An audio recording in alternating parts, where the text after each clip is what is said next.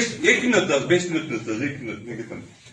Мындай да, просто бир нерсе туура эмес болуп атканда, туура эмес деп айтканга аз адамдын духу жетет. Кыргызстанда ошондой тилекке каршы бизде айтылат, улуулук, тигинлук, андай мындай деп. Мен эмнеге угам эгер туура эмес айтып атса?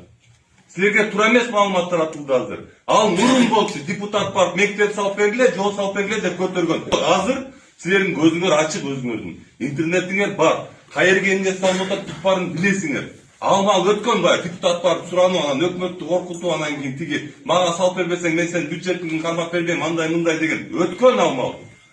Азыр Садыр Нуркожоевич келип туруп, мына могу жерде кандай жумуштар болуп атканын өзүңөр көзүңөр менен көрүп атасыңар.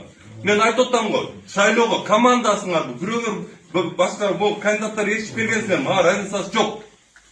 Бирок. Мында акты ак деп туруп, караны кара дегенге көнүшүбүз керек. Азыр андайдын кереги жок. Мурункудай жашоо эмес, барып депутат барып, тияка барып мектеп салдыртып, андай мындай. Депутат конкретно өзүнүн жумушун кылсын. Рахмат.